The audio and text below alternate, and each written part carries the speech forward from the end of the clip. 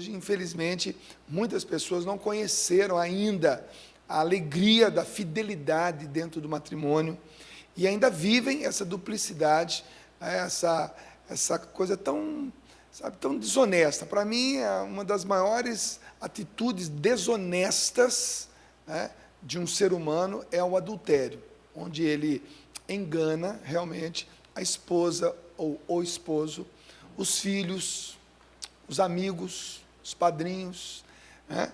Então, existe toda uma traição, não apenas ao cônjuge, mas a todos os amigos, todas as testemunhas, aos filhos, quando já existem. Então, é uma atitude, na minha opinião, eu chamo de desonesta. E muito presente na vida do homem, de maneira especial. E como é bonito você perceber uma pessoa vencendo essa tentação que todos nós homens estamos aí na iminência ou à mercê de uma situação como essa, visto que hoje o mundo está de cabeça para baixo, né, gente? Então, você viveu isso, venceu isso, graças a Deus, mas onde você acha que originou isso? Seria na infância, pela sua história?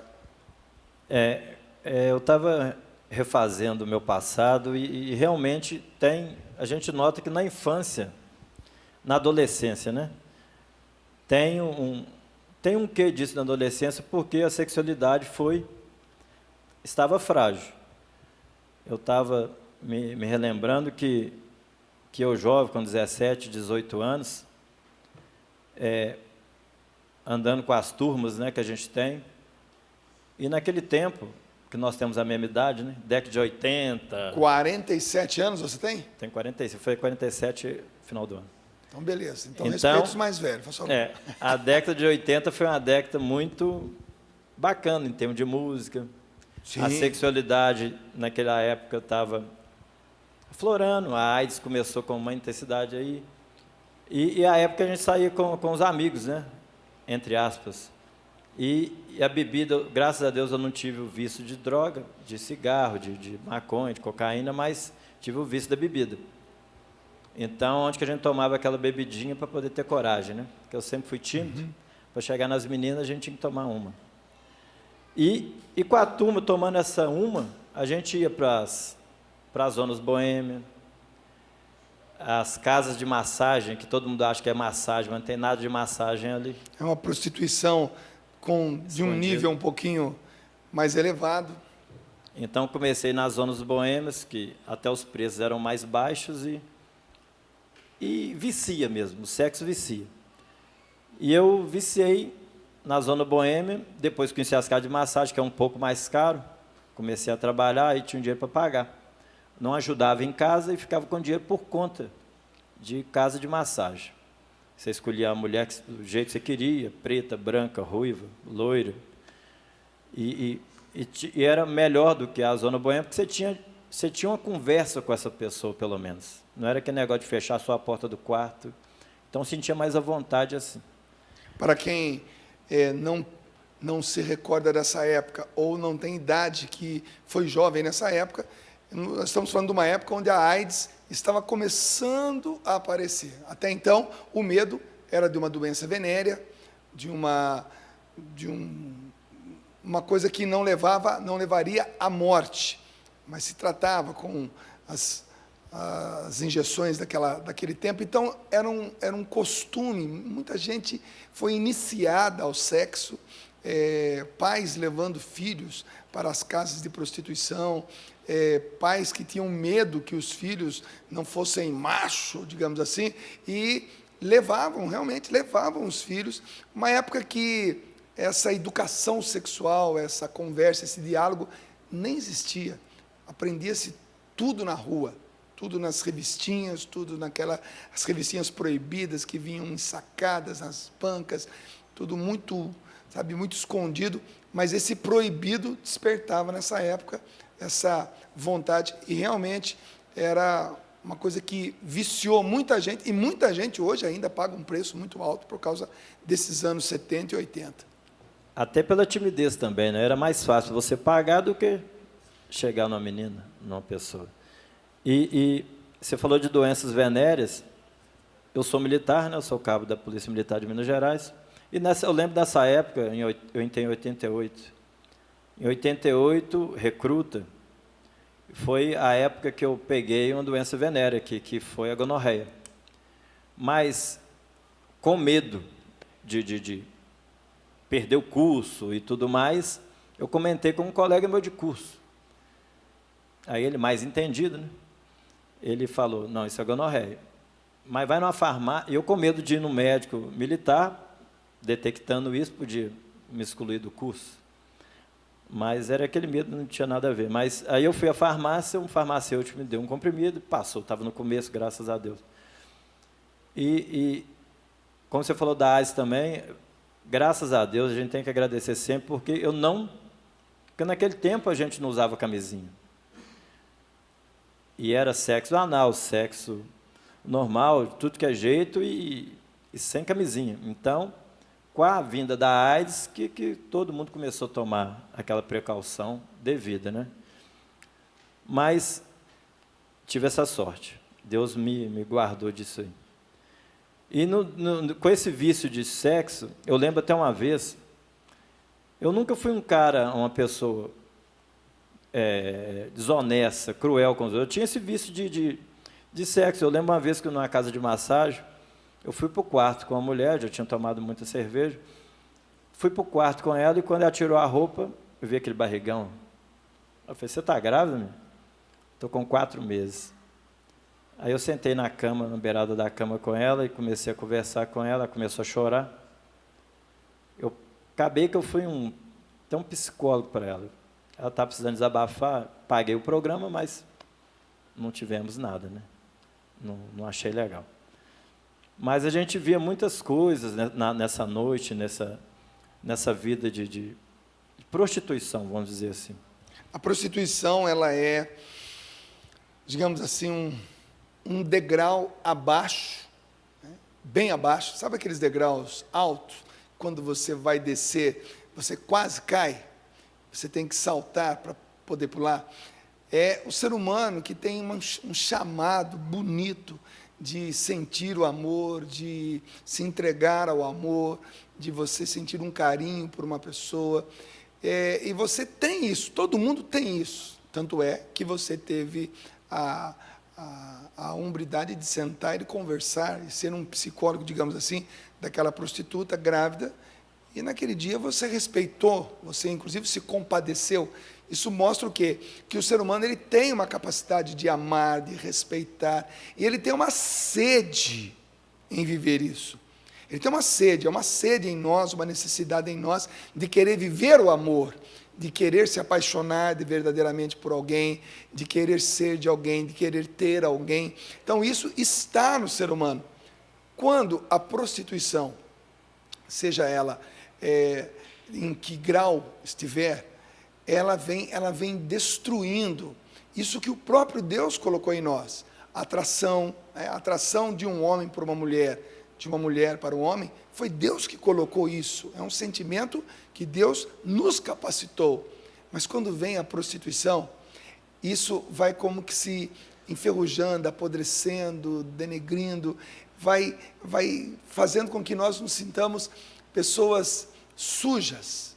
Então, a prostituição realmente é um mal, e graças a Deus, hoje nós temos um programa como esse, que pode trazer uma pessoa que hoje de tímido, a timidez não impede de dar o testemunho, até para que você entenda que existe uma sede do amor verdadeiro em você, e que você não pode estragar se prostituindo ou buscando a prostituição.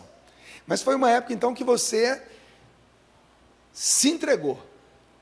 Me entreguei. Mas voltando um pouco antes, quando você fala que a gente sempre tem a sementinha fica. Então eu me lembrei bem criança, que a minha família é católica. Aí me recordo da minha avó paterna, foi minha madrinha, e ela que me levava, eu novo, 10, 12 anos, para tudo que é retiro, tudo que é romaria, e minha avó me levava. Eu não lembro muito do meu pai e minha mãe, eu com eles na igreja, não. Mas minha avó, essa foi hoje eu entendo, ela foi mesmo a minha guardiã, vamos dizer assim. E eu lembro da renovação carismática chegando lá na década quase 80. Minha avó me levou hoje eu entendo isso. Minha avó me levou num convento de umas freiras sacramentinas, onde tinha um grupo de oração. Hoje eu entendo que é um grupo de oração, onde o pessoal cantava muito, era muito alegre, falava em língua, orava em línguas.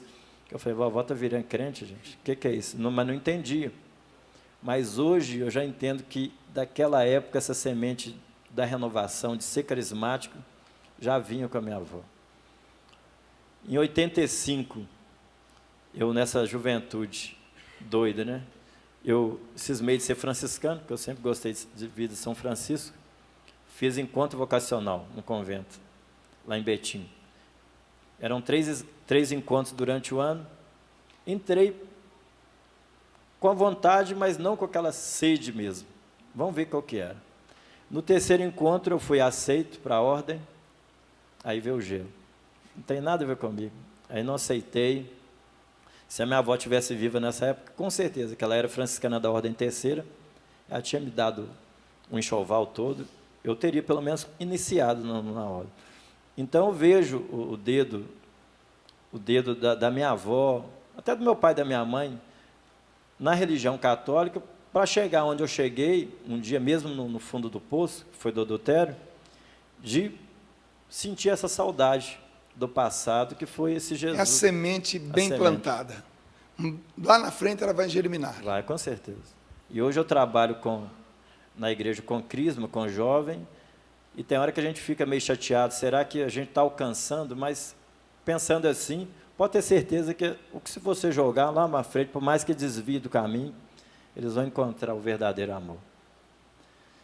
Mas a minha vida para entrar no adultério em si, fiquei muitos anos envolvido nessa prostituição, envolvido com casa de massagem e tal. Era um vício mesmo que gastava o dinheiro ali, parecia que não ia sanar isso. Para mim estava bom. E eu queria, no fundo, ter uma esposa, ter filhos, mas estava muito cômodo. Ser livre, né, vamos dizer assim, ser livre, não ter ninguém, pagava quem eu quisesse e tudo mais. Mas até o ponto que esse colega meu falou comigo que as meninas, do jeito que eu gostava, ele falou, vou te apresentar uma pessoa que é seu número. Você vai encontrar com ela, é seu número. E realmente, ela é minha esposa. Mas começamos a namorar, e nessa, aí que eu vejo, tinha que falar isso tudo antes para falar do adultério, porque quando a gente já vem estragado de uma sexualidade, eu acho que o adultério em si, ninguém quer ter outra esposa, ninguém quer ter outra pessoa concorrente com a sua esposa. A pessoa entra nessa, tanto o homem como a mulher, para ter simplesmente sexo. Uma válvula de escape. Eu quero ter sexo. Se a mulher não tiver carinho do seu esposo, chegar um outro com uma conversa nela, se ela tiver carente, ela vai cair. Como o homem também. Ele acaba não relacionando em casa, vai para a rua e acha na mais próxima. Então, eu acho que ninguém pensa em adultério assim. Vou adulterar porque eu quero, vou ter outra pessoa, a segunda pessoa. Então, adultério é consequência de uma vida desregrada que eu tive de sexualidade. Tanto é que quando eu fui entrar mesmo na fala de adultério com essa pessoa que eu fiquei fora do meu casamento, eu entrei numa curtição e não imaginei aonde que ia levar essa história. Segura um pouco aí. Talvez você conheça alguém que vive esse drama. Talvez você seja amigo você tenha um amigo, ou tenha até mesmo uma amiga, que vive de maneira ativa o adultério. Adultério, a própria palavra já diz, quando você compra um carro e de repente você vai fazer uma vistoria e o cara diz, olha, esse carro foi adulterado. Né? Você compra um carro adulterado? Não. Quando você vai comprar um tonel de um vinho, de repente aquela pessoa prova o vinho e fala, esse vinho foi adulterado. Né? Então, documento adulterado, bebida adulterada, carro adulterado, você nunca vai comprar nada disso. Quando você comete o adultério, você está sendo adulterado. Está se mudando a sua característica. Você está trocando o original, aquilo que é a essência, e colocando algo muito perigoso na sua vida. Então, preste atenção.